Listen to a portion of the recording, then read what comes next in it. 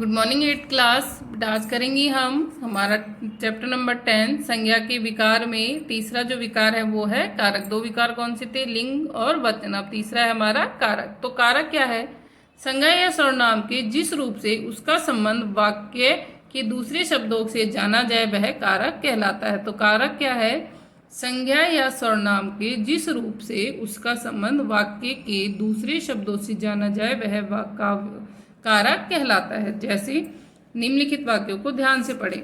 लड़की पुस्तक पढ़ रही है, रवि ने पुस्तक पढ़ी, मैंने नौकर को बुलाया, वह कलम से लिखता है, कमल अपने पिताजी के लिए कमीज लाया, मैंने भिखारी को पैसे दिए, थैले में सेब है, मेज पर पुस्तक रखी है, पेड़ से पत्ता गिरा, वह कमरे में है। तो हमने देखा उपयुक्त वाक्यों में संज्ञा का क्रियाओं के साथ संबंध बताने वाले चिन्हों ने, को, से, के लिए, में, पर, से आदि का प्रयोग किया गया है। इन्हें परसर्ग कारक चिन्ह कहते हैं। इन्हें विभक्ति चिन्ह भी कहा जाता है। तो ये जो शब्द हैं को, के लिए, में, से, को, पर, इन्हें परसर्ग कहते हैं, कारक चिन्ह भी कहते हैं और विभक्ति चिन्ह भी इन्हें कहा जाता है। ये क्या करते हैं? ये संज्ञा में क्रिया के साथ में संबंध को बताते हैं। लेकिन कभी कभी कुछ वाक्यों में कुछ शब्दों के साथ परसर्गों का प्रयोग नहीं होता। जैसा लड़की पुस्तक पढ़ रही है, किसी वाक्य में प्रयुक्त संज्ञा सर्वनाम पदों को उस वाक्य की क्रिया के साथ जो संबंध होता है उसे कारक कहते हैं। अब है कारक के भेद। कारक के कितने भेद है? तो कारक हैं उसके 8 भेद होते हैं। कर्ता, कर्म, कर्ण, संप्रदान, अपादान, संबंध, अधिकरण, संबोधन। इनकी साथ साथ में विभक्ति हैं। कर्ता कारक की ने, कर्ता ने कर्म को कर्ण से, के द्वारा, संप्रदान को, के लिए, अपादान से, पृथकता यानी अलग होना, संबंध का, के की, रा, रे, री, अधिकरण में, पर, संबोधन, हे, अरे। तो ये हैं जो कारक के क्या हैं, ये 8 भेद हैं कारक के। सबसे पहले करते हैं हम कर्ता कारक। कर्ता क्या है? वाक्य में क्रिया या काम को करने वाला कर्ता कारक कहलाता है। वाक्य में क्रिया या काम को करने वाला है वो क्या है? कर्ता कारक। कर्ता प्राय संज्ञा या सर्वनाम होता है। इसका परसर्ग ने है, पर यह परसर्ग रहित भी प्रयोग किया जाता है। तो कर्ता है उसकी विभक्ति क्या है? ने, लेकिन ये कभी कभी बिना विभक्ति के भी प्रयोग किया जाता है। जैसे बालक पढ़ता है, ये परसर्ग रहित है, और राम ने पुस्तक पढ़ी, इसमें परसर्ग लगा हुआ है यानी विभक्ति इसमें लगी हुई है।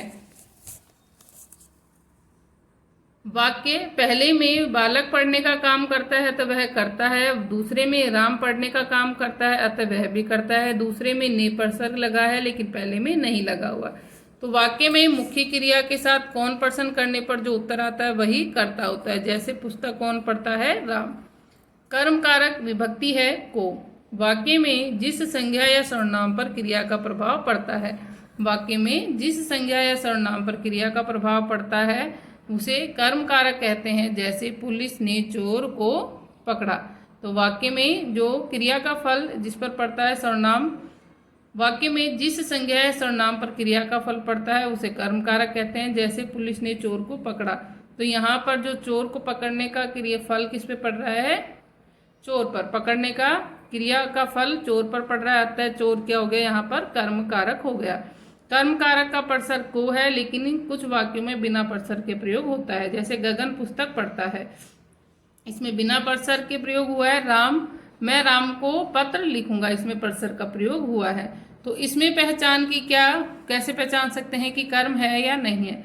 तो वाक्य में विभक्ति रहित कर्म को पहचानने के लिए मुख्य क्रिया के साथ क्या लगाकर प्रश्न करने पर उत्तर मिलता है वही कर्म कारक है। तो क्या कहा है कि कर्म की पहचान के लिए मुख्य क्रिया के साथ क्या, मुख्य क्रिया क्या है यहाँ पर? जैसे पढ़ता, इसके साथ में हमें क्या लगाना? क्या। तो उत्तर मिल जाएगा कि गगन क्या पढ़ता है? उत्तर मिला हमें पुस्तक, तो कर्म है। नेक्स्ट है कर्ण कारक। इसकी विभक्ति है से, के द्वारा। कर्ण का अर्थ होता है साधन। कर्ता जिस साधन की सहायता से काम करता है उसे कर्ण कारक कहते हैं। कि कर्ता जिस साधन की सहायता से काम करता है, जिस वस्तु के द्वारा वो काम करता है वो कर्ण कारक कहलाता है। जैसे मैं कलम से लिख रहा हूँ, किसके द्वारा लिख रहा है? कलम के द्वारा। उसे तार द्वारा सूचित करो, वह चम्मच से खाना खाता है। तो उपयुक्त वाक्यों में कलम, तार, चम्मच की सहायता से कर्मशः लिखने, सूचित करने और खाने का काम हो रहा है। इस कारण से साधन के रूप होने के कारण ये कर्ण कारक होता है, और कर्ण कारक है उसकी विभक्ति से परसर का प्रयोग होता है, लेकिन कभी कभी इसके साथ में के द्वारा का भी प्रयोग होता है। तो कर्ण कारक जो है उसकी विभक्ति से और क्या है, के द्वारा। नेक्स्ट है संप्रदान कारक। इसकी विभक्ति है को तथा के लिए। संप्रदान, प्रदान माने देना, तो संप्रदान का अर्थ होता है देना। वाक्य में जिसे कुछ दिया जाता है अथवा जिसके लिए कोई कार्य किया जाता है वह संप्रदान कारक होता है। इसमें को और के लिए परसर का प्रयोग होता है। को और के लिए विभक्ति का इसमें प्रयोग होता है कि वाक्य में जिसे कुछ दिया जाए या जिसके लिए कुछ किया जाए वहां पर संप्रदान कारक होता है।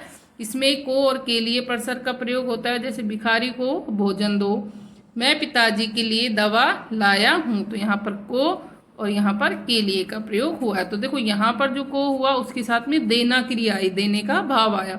तो उपयुक्त वाक्यों में देने का काम भिखारी के लिए हुआ और दवा पिताजी के लिए लाई गई। अतः भिखारी और पिताजी संप्रदान कारक हैं। नेक्स्ट है अपादान कारक, यानी पृथकता से इसकी विभक्ति है अलग होने के भाव में। जिससे अलग होने का भाव प्रकट हो उसे अपादान कारक कहते हैं। इसका परसर्ग से है पर यह अलगाव का भाव प्रकट करता है, यानी किसी से भी अलग होने का भाव ये प्रकट करता है। जैसे पत्ता पेड़ से गिरता है, तो पत्ता क्या हो गया, पेड़ से अलग हो गया। गंगा हिमालय से निकलती है, गंगा हिमालय से क्या हो रही है, अलग हो रही है, इसलिए ये क्या है आपका अपादान कारक। तो उपयुक्त वाक्यों में पत्ता पेड़ से अलग होता है और गंगा हिमालय से, इसलिए पेड़ से और हिमालय से अपादान कारक है। नेक्स्ट है आपका संबंध कारक।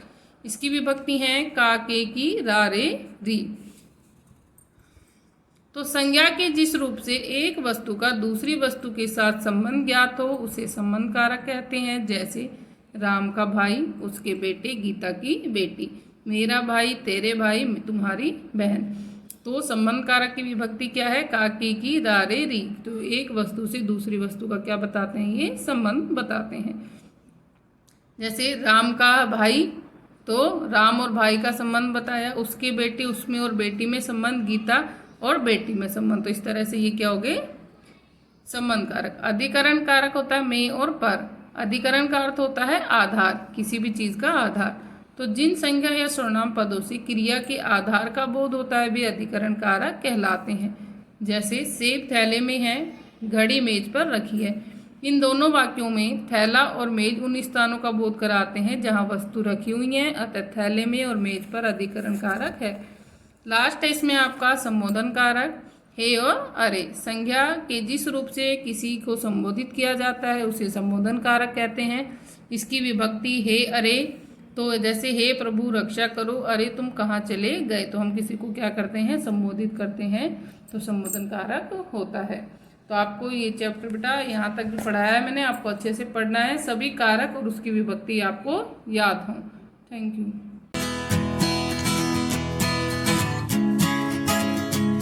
Morning students, welcome to our YouTube classes. This is for class 8. In previous class we have completed our 7th chapter in reading, and from today we do the exercise and question answer of this chapter.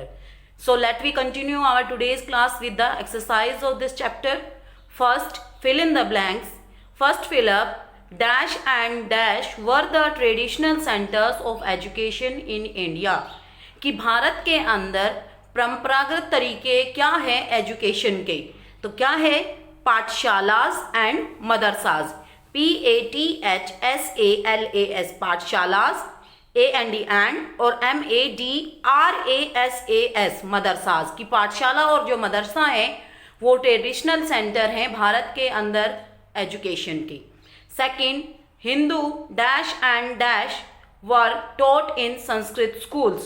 Hindu के साथ साथ मतलब कि क्या हिंदू में क्या क्या सिखाया जाता है, हिंदू के साथ क्या क्या सिखाया जाता है। हिंदू रिलीजन, यहाँ पे रिलीजन एंड लॉ, रिलीजन कर लीजिए, यहाँ पे religion RELIGION, religion and philosophy PHILOSOPHY, philosophy. Hindu religion and philosophy were taught in Sanskrit schools, कि हिंदू धर्म और दर्शन शास्त्र सिखाया जाता है संस्कृत स्कूल्स के अंदर। Third, in the Persian schools और dash Persian language was taught for official purpose, कि पर्शियन स्कूल्स और किन में पर्शियन लैंग्वेज सिखाई जाती है ऑफिशियल पर्पज के लिए। तो आंसर है maktabs, MAKTABS, maktabs. Fourth, it was usually dash who was sent to school not dash, कि किन को स्कूल भेजा जाता है और किन को नहीं। तो आपने पढ़ा था कि बॉयज को स्कूल भेजा जाता है और गर्ल्स को नहीं। Fifth, in 1781 the Calcutta dash was established to teach Muslim laws, इन 1781 में कलकत्ता में क्या स्थापित किया गया मुस्लिम नियमों को पढ़ाने के लिए, समझाने के लिए? तो मदरसाज, MADRASSA। बेटा मदरसा की ये स्पेलिंग भी होती है और मदरसा जो हमने फर्स्ट फिलअप में किया था वो भी स्पेलिंग होती है, तो थोड़ा बहुत चेंजिंग चलता है।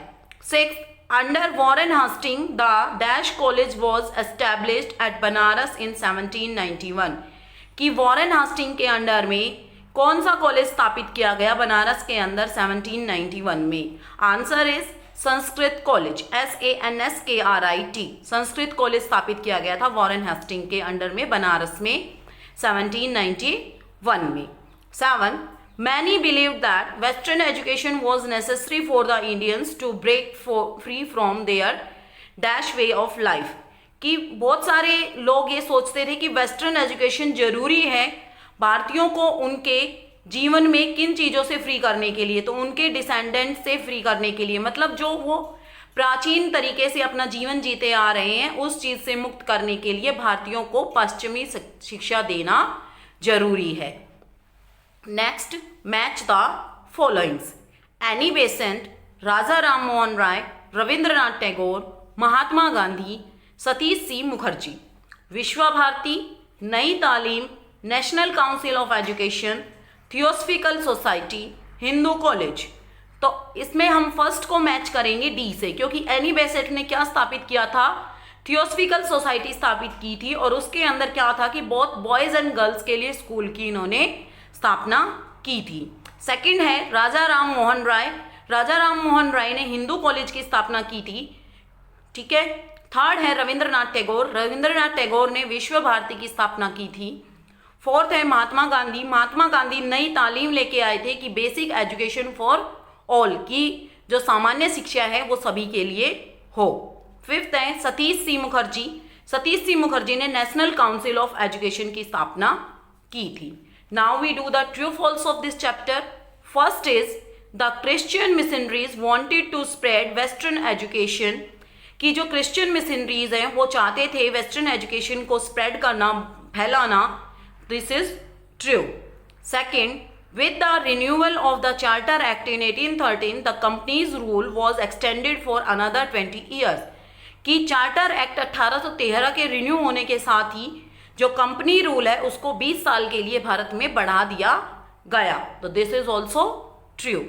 Third, Thomas Macaulay was one of the Anglicist who argued forcefully for the adoption of western education in India, कि थॉमस मैकेले ऐसे एक एंग्लिस्टिक थे जिन्होंने भारत के अंदर वेस्टर्न एजुकेशन को अडेप्ट करने के लिए बहुत ही ज़्यादा बल दिया। तो this is also true.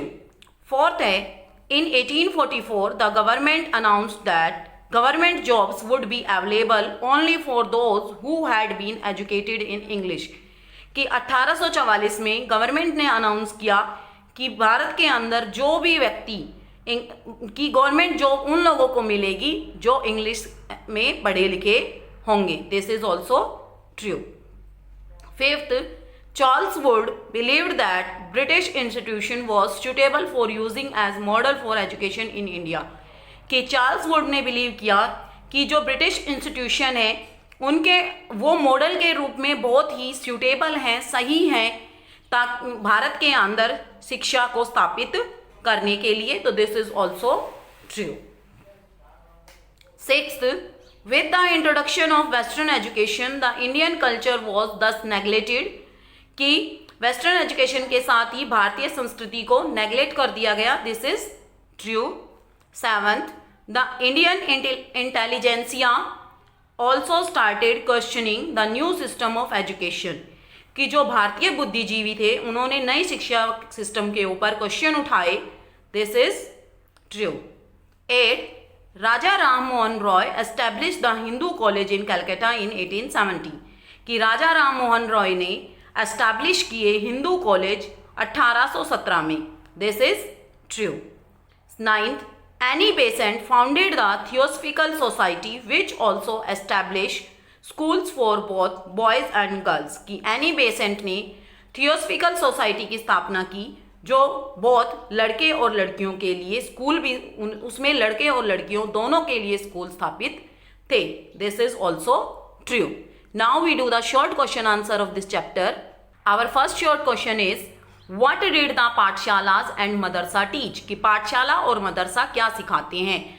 Answer, the pathshala and madrasa taught Hindu religion and philosophy, logic and law, कि हिंदू पाठशाला और मदरसा हिंदू धर्म, दर्शन शास्त्र, लॉजिक और लॉ को सिखाते हैं। सेकंड क्वेश्चन है what did the Persian school teach, इसको बेटा हम बाद में करेंगे। थर्ड क्वेश्चन है आपका what did Mahatma Gandhi establish and why, कि महात्मा गांधी ने किस चीज की स्थापना की और क्यों। तो थर्ड है कि Mahatma Gandhi establish the concept of Nai Talim और basic education for all because he wanted the Indian students to remain in touch with their culture and heritage. Fourth question है why did Raja Ram Mohan Roy establish the Hindu college, कि राजा राम मोहन रॉय ने Hindu college की स्थापना क्यों की। Answer is Raja Ram Mohan Roy establish the Hindu college in Calcutta in 1870 for imparted both Indian and Western learning.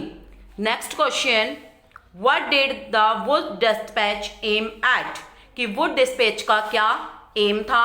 तो इसको हम बुक से करेंगे। आपका आंसर है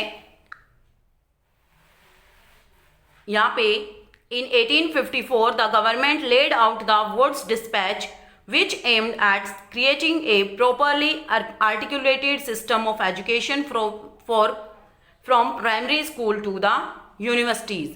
Okay students, I hope you understand the question answer very well. We do the remaining question in next class. Thank you. Have a nice day.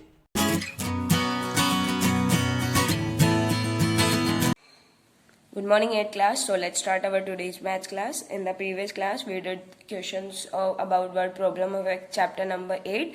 Now move to the next chapter, that is chapter number 9, in which we first of all we use the basic two formula, that are first of all increase percentage और second one is decrease percentage। ठीक है, increase percentage क्या हो जाएगा हमारे पास, increase जो भी हुआ है अपॉन में जो एक्चुअल प्राइस था और मल्टीप्लाई विद 100। ऐसे डिक्रीज परसेंटेज क्या हो जाएगा, डिक्रीज जितना डिक्रीज हुआ है अपॉन में एक्चुअल वैल्यू और मल्टीप्लाई विद 100। ठीक है, तो यहाँ पे देखो the monthly salary of Dinesh is 50,000, तो हम लिख देते हैं यहाँ पे आंसर में मंथली सैलरी इज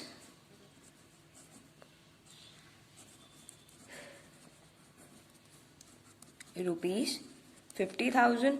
इसके बाद बोला है इन the next month his salary will be increase by 10%। अब वो इंक्रीज 10% किसका हुए होगा, 10%, तो इसकी सैलरी का 10% इंक्रीज हुआ है ना, तो हम क्या लिख देंगे यहाँ पे, बताना क्या है, फाइंड हिज न्यू सैलरी। तो अब न्यू सैलरी पे फर्स्ट ऑफ ऑल इसका 10% निकालते हैं, मतलब जितना इंक्रीज हुआ है, तो हम बोल देते हैं increase in salary, increase in salary कितना हुआ होगा, सैलरी में इंक्रीज वो कितना हमारे पास 10% है। किसका है 10%, 10% ऑफ इसकी सैलरी जो है उसका। ठीक है, हो गया 10% मतलब 10 अपॉन में 100, ऑफ का मतलब मल्टीप्लाई और 50,000। ठीक है, 20 से 20 कैंसिल आउट, ये कितना आ गया अब हमारे पास 5,000, मतलब कि नेक्स्ट मंथ में उसकी सैलरी में इंक्रीमेंट कितना हुआ है 5,000। अब उन्होंने पूछी उसकी नई सैलरी होगी क्या, पहले 50,000 थी, अब 10% इंक्रीज हो गई नेक्स्ट में, तो मतलब कि क्या हो गया है, उसकी सैलरी कितनी बन गई, new salary will be equals to कितनी हो जाएगी, सैलरी में ऐड करेंगे हम 50,000 और प्लस में 5,000, तो कितना आ गया हमारे पास 5 500 मतलब 55,000 हो गई अब उसकी सैलरी, ठीक है, रुपीज़ में आ गई हमारे पास। तो न्यू सैलरी क्या आ गई उसकी 55,000। नाउ नेक्स्ट क्वेश्चन है the price of a refrigerator was this. तो हम यहाँ लिख देते price of a refrigerator equal है ₹10,000 के, ठीक है। Last month it is sold now for rupees this. अब उन्होंने उसको बेच दिया है, मतलब कि sold at the price equals to ₹9,500। Fine decrease percentage. अब उन्होंने पहले ही बता दिया डिक्रीज हुआ, अदरवाइज हमें क्लियरली दिख भी रहा है यहाँ पे कि डिक्रीज हो रहा है। 10,000 का रेफ्रिजरेटर उन्होंने खरीदा था या प्राइस था उसका, उन्होंने उसको 9,500 में बेच दिया। अब क्या हुआ, डिक्रीज होगा तो डिक्रीज निकालेंगे पहले तो हम, क्योंकि हमें डिक्रीज परसेंटेज के लिए डिक्रीज चाहिए। तो डिक्रीज कितना हुआ होगा, टोटल में से माइनस कर देते 9,500, कितना आ गया यहाँ से 500 रुपीज़ आ गया, ठीक है। डिक्रीज आ गया, अब हमें निकालना क्या है लेकिन डिक्रीज परसेंटेज। सो डिक्रीज परसेंटेज कितना हो जाएगा हमारे पास, फॉर्मूला क्या होता है, डिक्रीज अपॉन में actual price and multiply with 100। Decrease कितना हुआ है 500 का, एक्चुअल कितना था, जो कि प्राइस था उसका वो था 10,000, बेचा उसके बाद वो डिक्रीज हुआ था, मल्टीप्लाई विद 100। 20 से 20 कैंसिल आउट, ये 20 इससे कैंसिल आउट, मतलब उसको 5 रुपीज़ 5% का क्या हुआ है डिक्रीज, क्योंकि यहाँ परसेंटेज निकाल रहे हैं। तो यहाँ पे क्या होगा, रुपीज़ की जगह क्या आएगा 5% का उसको क्या हुआ है डिक्रीज परसेंटेज हुआ है, ठीक है। देखो फर्स्ट में क्या करना था, यहाँ पे इंक्रीज परसेंटेज नहीं निकालना था, हमें क्या निकालना था, पहले इंक्रीज हुई है 10% से, 10% किसका इंक्रीज हुई होगी, उसी सैलरी का, ठीक है। तो सैलरी का 10% हमने इंक्रीज करके लिख दिया, मतलब 5,000 उसकी सैलरी में इंक्रीमेंट हुआ है, और उसकी सैलरी में हम क्या कर देंगे 5,000 ऐड कर देंगे, जिससे हमें न्यू सैलरी मिल जाएगी। यहाँ पे क्या था, एक रेफ्रिजरेटर उन्होंने क्या है उसका प्राइस इतना था और उन्होंने उसको बेच दिया। तो हमें क्लियरली दिख रहा था कि यहाँ उसको लॉस हुआ है या डिक्रीज हुआ है। हमने डिक्रीज निकाल दिया, कितना है 500, उसके बाद डिक्रीज परसेंटेज का फॉर्मूला लगा के परसेंटेज निकाल दी, ठीक है। Now next question is the price of an article was ₹2,000 1 month अगो। तो हम यहाँ लिखते हैं price of an article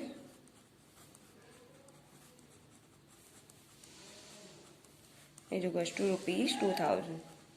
now क्या बोला उन्होंने, now the price of the article is 2,500। Now price of the article, या तो आफ्टर मंथ 1 month लिख सकते हो 1 month, या लिख सकते हो कि नाउ, ठीक है।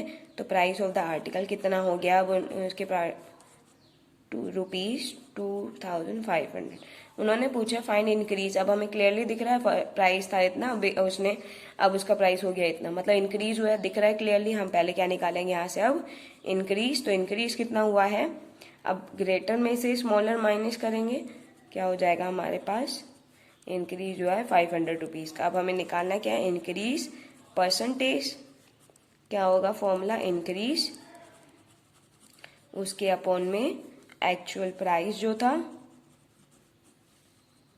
और मल्टीप्लाई विद 100, ठीक है।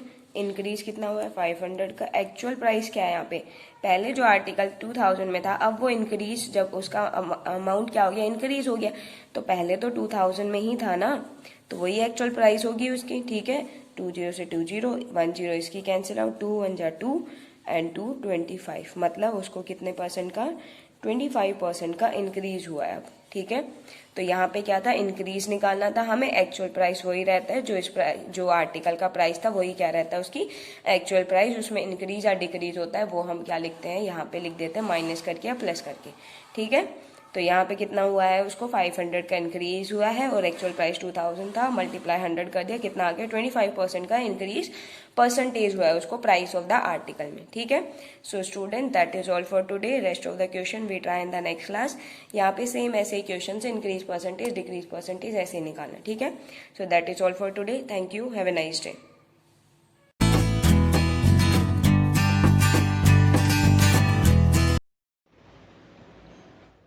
Good morning, student. Welcome to online class. This is Saroj from MLP International School, Rajpura.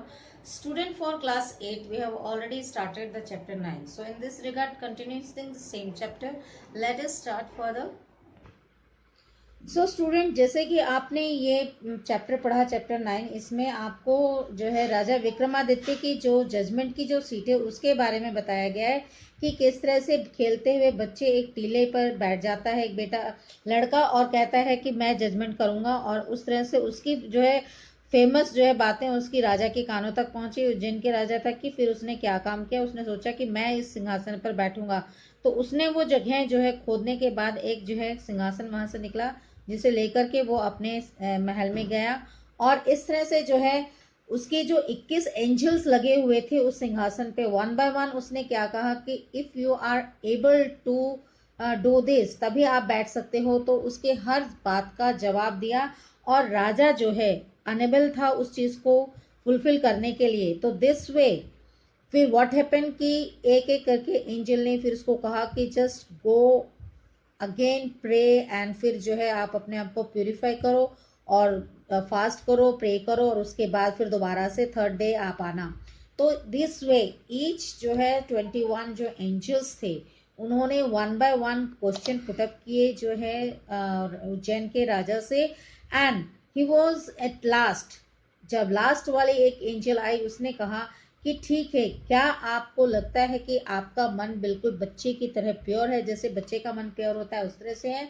तो उसके बाद वो राजा के पास जो है ना उस बात का जवाब कोई नहीं था, और वो जो है सैडली कहता है कि नहीं, मैं जो है इस सीट पर नहीं बैठ सकता। तो उसके बाद लास्ट वाले जो एंजल थी उसने क्या किया कि उस थ्रोन को अपने जो है शोल्डर पे उठाकर वहां से उस थ्रोन को लेकर गायब हो गई। तो ये थी इस पूरी जो है चैप्टर की हिस्ट्री। अब देखिए इसमें answer the following question in one word sentence, यानी कि आपको एक वर्ड सेंटेंस में इसका आंसर देना है। Where did king Vikramaditya rule, राजा किंग विक्रमादित्य है, उसने कहाँ रूल किया, कहाँ राज किया। तो इसका आंसर है उज्जैन, उज्जैन में विक्रमादित्य ने राज किया। Number 2, has anybody ever seen the judgment seat of Vikramaditya, क्या विक्रमादित्य की जो सीट थी जिस पे बैठकर वो जजमेंट दिया करता था, किसी ने उस सीट को देखा? नोबडी। इसका अब इसका थर्ड देखिए, what news made the king of Ujjain curious, कि कौन सी खबर को सुनकर उज्जैन के राजा जो है जिज्ञासु हो गए थे, क्यूरियस हो गए थे। About the judgement of boy, यानी कि कौन सी खबर कि एक लड़का किस तरह से जजमेंट सुना रहा था बिना किसी पार्शियलिटी के, और दोनों ही जो लोग उसकी सुनते थे जजमेंट, और दोनों ही उसकी जजमेंट से सेटिस्फाइड थे। Now, multiple choice questions. Tick the correct option and complete the sentence. तो ये जो है ऑप्शन जो आपको दिए हैं ये अकॉर्डिंग टू द बुक आपको करने हैं। अब देखिए पहला, Vikramaditya was the ruler of dash, Kalinga, Kashi, Ujjain. तो उज्जैन जो है इसका करेक्ट ऑप्शन है, उज्जैन जो है राइट ऑप्शन है। नाउ सेकंड देखिए, long long ago there was a dash just outside a small village, meadow, temple, fort. तो यहाँ पे इसका मेडो, ये इसका सही ऑप्शन है कि बहुत बहुत साल पहले जो है आउटसाइड विलेज पर एक मेडो था। अब नंबर 3 देखिए, the local dash boys look their cattle to graze in the pasture, यानी कि जो लोकल, तो यहाँ पे है कावर्ड है, विलेज है, शिपर्स है। तो यहाँ पे जो है शिपर्स, थर्ड जो है ऑप्शन इसका सही है, क्योंकि जो लोकल शिपर्स थे यानी कि चरवाहे थे वो अपना क्या करते थे, जानवरों को जो है चरवा, जहाँ पे हरी हरी घास थी वहां उसको चराने के लिए लेके जाते थे। अब नंबर 4 देखिए, suddenly they noticed great change in the boy sitting on the dash, grass, mourn and ruins, यानी कि मोन टीला, यहाँ पे इसका मोन आएगा आंसर, यानी कि अचानक लड़कों ने देखा कि जो लड़का मोन पे बैठा हुआ उसमें बहुत ही ग्रेट चेंज यानी कि बहुत बड़ा बदलाव आया। नंबर 5 देखिए, the dash was so just that all the parties had to agree to it, यानी कि जजमेंट, डिस्कस एंड वर्डिक्ट्स। तो यहाँ पे जजमेंट आएगा, the judgement were so just, judgement उसकी इतनी सही थी कि दोनों पार्टी एग्री हो जाते थे। Number 6, he knew that the ruins were the former capital of king dash, Vikramaditya, Kanishka and Ashoka. तो यहाँ पे विक्रमादित्य इसका करेक्ट ऑप्शन है। नंबर 7 देखिए, the king decided to sit on the throne on the dash day, second, fourth and third. तो यहाँ पे क्या आएगा आपका, the king decided to sit on the throne on the fourth day, यानी कि चौथे दिन उसने जो है बैठने के लिए डिसाइड किया। तो स्टूडेंट आपका ये वीडियो आज मैं यहीं तक करवा रही हूँ। आपको करना क्या है, एज यूजुअल जैसे आप हमेशा करते आए हैं, वीडियो को लाइक करें, शेयर करें, चैनल को सब्सक्राइब करें और साथ ही साथ बेल आइकन पे क्लिक करना ना भूलें। Thank you, take care, bye.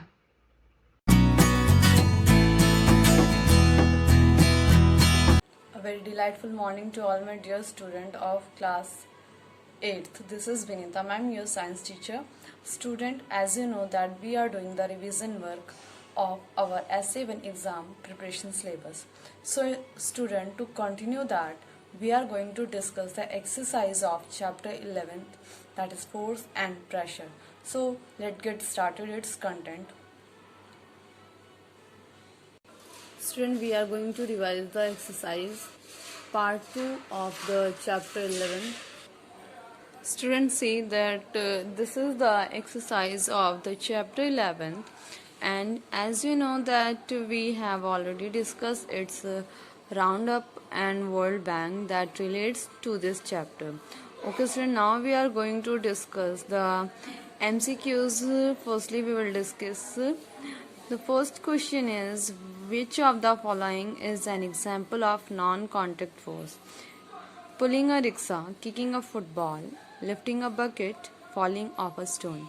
4 options we are having here. The right answer is falling off a stone. It is the right answer and it is an example of non-contact force, because जो stone है that is falling from the top, या आप कह सकते हो किसी एक point से वो गिर रहा है तो कांटेक्ट में नहीं है वो अर्थ से, due to the gravitational force वो नीचे आ रहा है। Next, the standard unit of force is, I have already told you about that, the standard unit of force is, options are Newton, meter per second square, gram, weight. Student, you know that force was discovered by Newton, so its SI unit is also Newton. Newton gave Newton gave his name to that as a standard unit. The pressure exerted by a liquid increases with the depth, decreases with the depth, does not change with the depth, is different in different direction at the same depth. Okay, so right answer is increase with depth, because जो pressure है liquid का जैसे जैसे depth बढ़ती जाती है तो increase होता जाता है. Okay, pressure increase होता जाता है. Which physical quantity of a body always remain constant? Physical quantity जो बॉडी की किसी भी ऑब्जेक्ट की फिजिकल क्वांटिटी वो किस उसमें मतलब रिमेन कांस्टेंट रहती है, सेम रहती है, लगातार इक्वल्स टू ही रहती है. मास, वेट, स्पीड, फोर्स. स्टूडेंट देखिए राइट आंसर इज मास. जो वेट होता है वो ग्रेविटी के साथ चेंज होता रहता है, कि जितनी ऊपर तक जाएगा वो ग्रेविटेशनल फोर्स के ऊपर डिपेंड करता है कि उसका वेट क्या होगा. आप एक स्टोन को अगर अर्थ पे देखते हैं तो वो मतलब स्टेबल रहता है, रुका हुआ रहता है, बट आप उसी सेम स्टोन को ऊपर आसमान पे मतलब स्काई की तरफ थ्रो करते हैं तो इस सपोज दैट वही जो पेबल्स है, वही स्टोन का पीस जो है अगर वो यूनिवर्स में चला गया सपोज दैट, तो वो वहाँ जा कर के फ्रीली मूव करता रहेगा, बिकॉज वहाँ ग्रेविटेशनल फोर्स है ही नहीं. तो ग्रेविटेशनल फोर्स जैसे जैसे मतलब वो जो वेट है वो ग्रेविटेशनल फोर्स के अकॉर्डिंग चेंज होता रहता है. Which instrument is use to measure atmospheric pressure? Atmospheric pressure को मेज़र करने के लिए कौन सा इंस्ट्रूमेंट यूज़ होता है? Anemometer, spring balance, barometer, beam balance. Option right answer is barometer. Barometer is used to measure the atmospheric pressure. Okay. Now see student, next is force acting on a body can change its dash and dash. जो force अगर किसी object के ऊपर लगाया जा रहा है तो वो क्या क्या चेंज कर सकता है? It can change its direction and speed. वो डायरेक्शन और स्पीड को चेंज कर सकता है. Frictional force is an example of. Frictional force जो है वो किस टाइप के फोर्स का एग्जाम्पल है? It is a example of contact force. Because देखिए कॉन्टैक्ट फोर्स फ्रिक्शन तभी होता है जब दो ऑब्जेक्ट एक दूसरे के कॉन्टैक्ट में आते हैं. Air exert pressure in all directions. जो एयर है वो ऑल डायरेक्शन में प्रेशर एक्सर्ट किया through to prove that we have already perform an activity. Okay, when we were reading our chapter. The pressure of air dash with increase in height from ground. Pressure of air जो है वो कम होता है increase in height. जैसे जैसे height बढ़ती है pressure of air कम होता जाता है. बिकॉज वहाँ पे बहुत मतलब आप कह सकते हो एक ग्रेविटेशनल फोर्स भी है और प्लस में वहाँ पे एटमॉस्फेरिक प्रेशर जो है वो एयर का वो भी कम होता है. Muscular force is an example of contact force. Muscular force जो है वो मसल से रिलेटेड है ये वर्ड. और ये मसल मीन्स अगर आप किसी चीज़ को पुश कर रहे हो, आप अपना हाथ या अपना हैंड से उस ऑब्जेक्ट को टच कर रहे हो, then only you are going to apply the muscular force there. So it is a type of contact force. Now see true false are. Write T for true and F for false statement. Force is not measurable quantity. It is false. When force can be measured and its SI unit is Newton. So that's why it is false. SI unit of force is Newton. Yes, I have already told you right now that Newton की SI unit force की SI unit Newton है. So this is true. Force is equals to pressure upon area. नहीं, pressure upon area नहीं होता. Student it will multiply with if pressure को आप calculate कर रहे हो देन फोर्स अपॉन एरिया होगा. बट अगर आप फोर्स को कैलकुलेट कर रहे हो then it will be multiply with both pressure into area. So that's why it is false. Liquid and gases do not exert pressure. Liquid और gases pressure exert नहीं करते हैं. This statement is false. दोनों ही pressure exert करते हैं. All pushes and pulls are force. जितने भी हमारे पुशेस एंड पुल्स हैं they are all are force. Yes student, so this is true. We have done our true false statement up to true false statement. Now move to the one word answers. Okay, write one word for the following. The force acting between two electrically charged body. दो electrically charge bodies हैं उनके बीच में जो force apply होगा it will be the electrostatic force. The single force which act on a body to produce the same effect as done by all forces collectively. Single force की बात कर रहे हैं जो किसी ऑब्जेक्ट के ऊपर अप्लाई किया जा रहा है उसका रिजल्ट क्या आएगा तो वो आपका रिजल्टेंट फोर्स होगा. The force that attracts iron and nickel object. वो फोर्स जो आयरन एंड निकल ऑब्जेक्ट्स को अट्रैक्ट करता है it will be the magnetic force. Liquid and gases together. Liquid and gases को हम दोनों को क्या बोल सकते हैं? It can be said that they are the fluid. The instrument use to measure atmospheric pressure. Atmospheric pressure को measure करने के लिए जो इंस्ट्रूमेंट यूज होता है right answer is barometer. It is use to measure the atmospheric pressure. So student we have done our today's content for the revision work of this session class. That's all for today. Take care and revise this for your revision work. Okay, take care. Students, this is for class 8. Students, in previous video we had discussed about the book exercise of adverb clauses as you see on the top, and now today we will start with this next question, and this is we will leave B question because this is not mandatory for your syllabus. We will cross this exercise. Now back to the third exercise, C part. Now let's see this. Combine each set of sentences with an adverb clause as indicate in the brackets. Brackets में आपको kind given है adverb clause के. आपको क्या करना है इसमें time given है तो उसके according आपको sentences में adverb clause fit करना है according to the sentence. Now first I will tell you how you are going to do. First is we washed the robins. They raised their young in our apple tree. Time is given. According to the time, we are using some clauses. For an example, while, after, when, before, since, whenever, like this. Now according to the sentence, we will what we are going to write it down here. We watched the robins whenever they raised their young. We are going to write it down here. Whenever. Between the two sentences we are using whenever to join two sentences. Okay, next is Upasana read the book. It was recommended by a friend. You have to write it down the reason के according आप वो इसमें fit वो close fit करेंगे तो क्या आ जाएगा इसमें, since, because, as. Okay, Upasana read the book because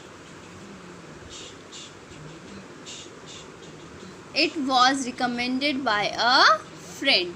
Okay students, like this you are going to write it down the adverb clauses and join two sentences, combine each set of the sentences. ऐसे आपको इनको use करके दो sentences को join करना है. Okay students, now next topic is adjective clause. Adjective clause में आपको क्या करना है? First of all, see the define of adjective clause. A subordinate clause that does the work of an adjective in a sentence is called an adjective clause. आपको क्या करना है इसमें? A subordinate clause. जो subordinate clause हमें given है वो does the work of an adjective. वो adjective का काम करते हैं, उन्हें हम adjective clause कहते हैं. जैसे हमने adverb, noun और इन सब के बारे में पढ़ा था, ऐसे ही हमने adjective clause के बारे में पढ़ा है. Now look at these two sentences. That woman in a black and white outfit is our French teacher. That woman who is wearing a black and white outfit is our French teacher. Now we are having two sentences and we are using different clauses in both the sentences. Now let's start from the next page. In both these sentences, the highlighted words have been used to describe the noun woman. Highlighted words जो थे हमारे उसमें हमने noun woman को describe किया है. Okay, so they are functioning as a adjective. वो क्या function कर रहे हैं? Adjective को function कर रहे हैं. In the first sentence, in a black and white outfit has neither a subject nor a finite verb. ना तो वो subject है और ना ही वो finite verb है. So it is an adjective phrase. वो ये show कर रहे हैं कि woman ने कैसा outfit पहना है, black and white. So black and white जो outfit उसने डाला है वो phrase कौन सा है? Adjective phrase. In the second sentence, who is wearing a black and white outfit has a subject. So in this sentence, who is wearing black has a subject. Who हमारे पास इसमें क्या है? Subject है और finite verb कौन सा है? Is wearing. Is wearing is the finite verb. So it is an adjective clause.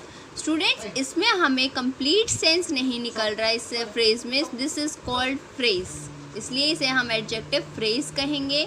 और इसमें हमें कंप्लीट सेंस निकल रहा है, कंप्लीट मीनिंग निकल रहा है, इसलिए हम इसको कहेंगे adjective close.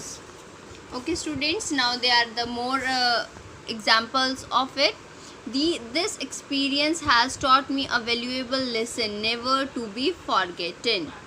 This is a adjective phrase क्योंकि इसमें कंप्लीट सेंस नहीं निकल रहा है. नेक्स्ट है this experience has taught me a valuable lesson which I shall never forget. अब इसमें और इसमें कितना फ़र्क है, कितना डिफरेंट है दोनों, इसलिए ये एडजेक्टिव क्लोज है और ये एडजेक्टिव फ्रेज. इसमें हमें कंप्लीट सेंस नहीं निकल रहा इसलिए ये एडजेक्टिव फ्रेज है. इसमें हमें कंप्लीट सेंस निकल रहा है, ये हमारा एडजेक्टिव क्लोज है. An adjective clause is also known as adjective clause or relative clause. हमारा adjective clause और adjectival clause और relative clause दोनों का नाम एक जैसे कंफ्यूज होने की ज़रूरत नहीं है. इसमें आपको क्या करना है, सिर्फ आपको नेम, दोनों नाम ध्यान से सुनेंगे. अगर आपको क्वेश्चन में गिवन होता है एडजेक्टिवल क्लोज तो भी one and the same thing, अगर रिलेटिव क्लोज दिया हुआ है तो भी उसका मतलब वही है, और इसे हम एडजेक्टिव क्लोज तो कहते ही हैं. Okay students, now we completed with this points, and in next video we will discuss about the adjective clauses and its functions. Okay students, thank you everyone. I hope you understand this.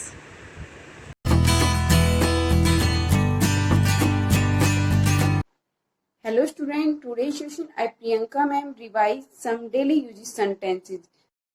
Student, today's daily usage sentences are here. Our first sentence is my family is small. मेरा परिवार छोटा है. Student, family means होता है परिवार and small means छोटा. My means मेरा. You can easily convert the sentence. Okay. Now next one is she is very pretty. Pretty का मतलब होता है सुंदर, तो वह बहुत सुंदर है. आप यहाँ पे beautiful भी यूज कर सकते थे और pretty भी, दोनों सेम मीनिंग है दोनों वर्ड्स के. Now next one is it's look like a snow. यह बर्फ जैसा दिखता है. look like का मतलब जैसा and snow means बर्फ. It look like snow. Now next one is it's too expensive. Student, expensive का मीनिंग होता है महंगा और टू मीन्स बहुत, तो it's too expensive. Now next one is the power went out. बिजली चली गई. पावर होता है बिजली एंड वेंट मीन्स जाना, तो वेंट आउट चली गई. Now next one is we enjoy skating. Student, skating एक गेम होता है जिसमें व्हील स्टैंड होते हैं, उन पे चलना होता है. ओके, हमें स्केटिंग करके मजा आया. We enjoy skating. Today's time every student like that game. Okay, skating. Now next one, where are the kids. बच्चे कहाँ गए. Where are the kids. Kids means होता है बच्चे, वेयर मीन्स कहाँ. तो अगर आपको वट, वेयर, हूँ इन सब के मीनिंग्स पता है तो आप किसी भी सेंटेंस को इजीली कन्वर्सेशन कर सकते हैं. Okay. Now next one, answer my questions. मेरे सवालों के जवाब दो. Okay.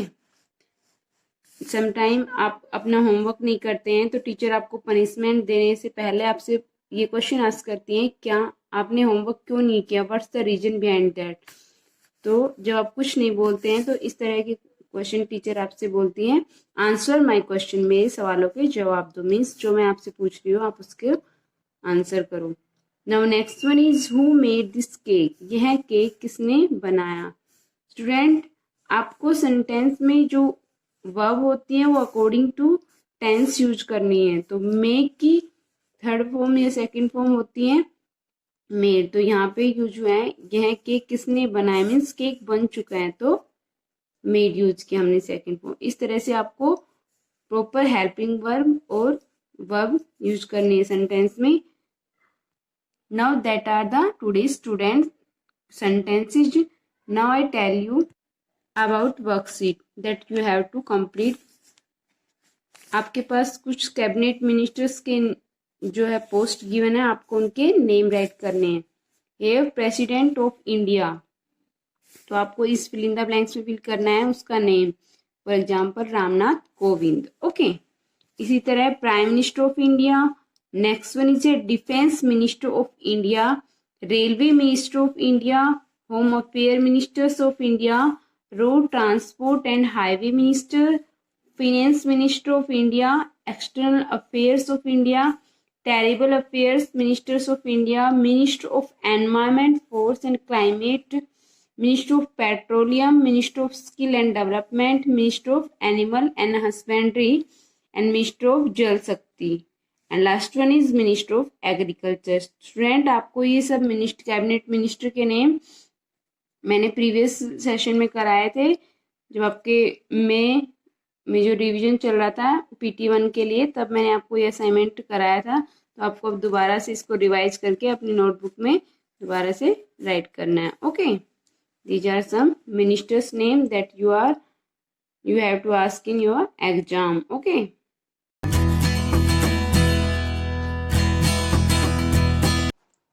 Hello student, today's session I Priyanka ma'am teach you some basic questions of computer. So let's start. Student, that is the revision for your S7 exam.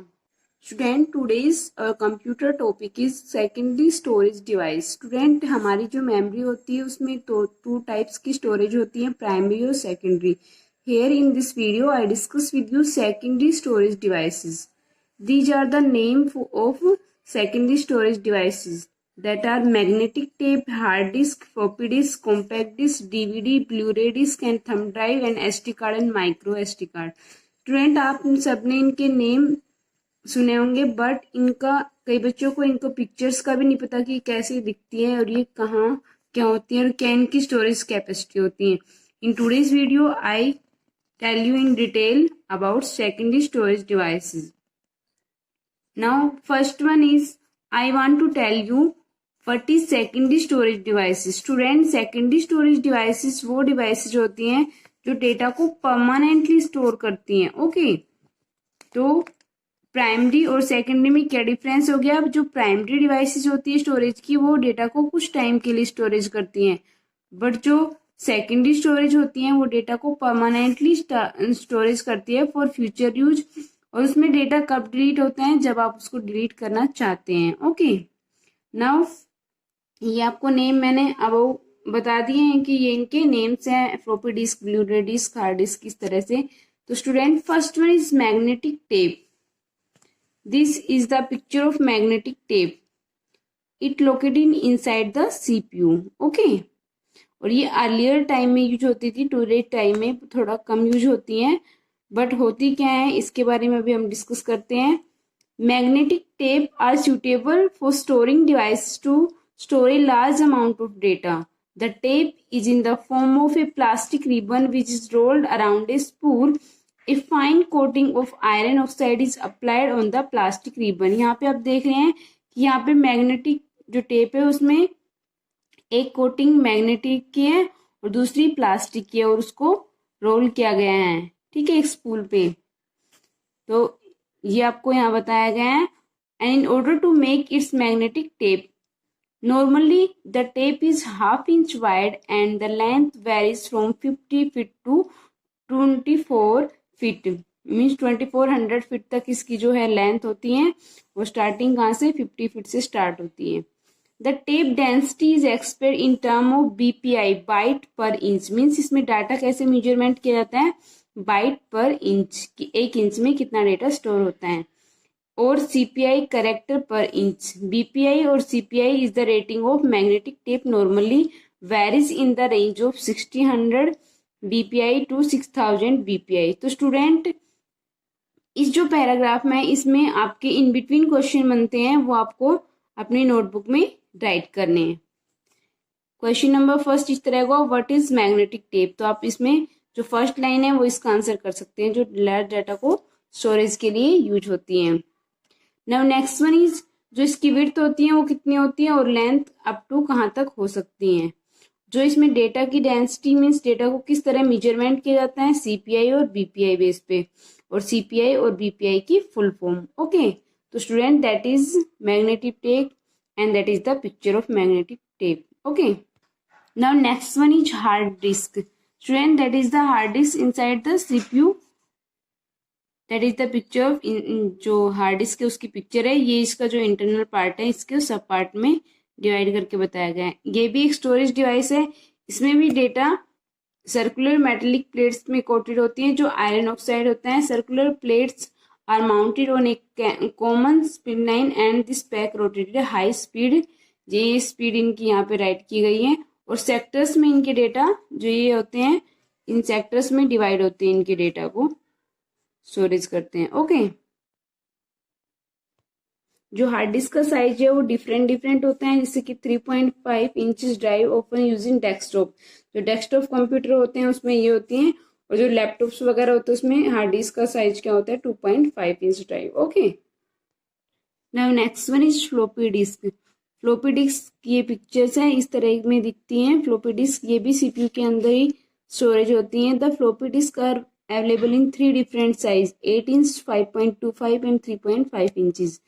ठीक है, तो ये इनका साइज है। ये भी डेटा को स्टोरेज करने के लिए बहुत ही अच्छी डिवाइस है। ओके, इनकी कैपेसिटी कितनी होती है? स्टोरेज कैपेसिटी 1.44 MB, मीन्स इनकी बहुत कम स्टोरेज कैपेसिटी होती है, इसलिए इनको जनरली कम यूज किया जाता है। Okay, now next one is CD. ये तो आई थिंक सभी बच्चों ने देख रखी होंगी। कॉम्पैक्ट डिस्क, जैसे कि जो मैरिज वगैरह में सीडी बनती है, और वैसे भी जो मूवीज वगैरह की सीडी होती है इस तरह में से होती है।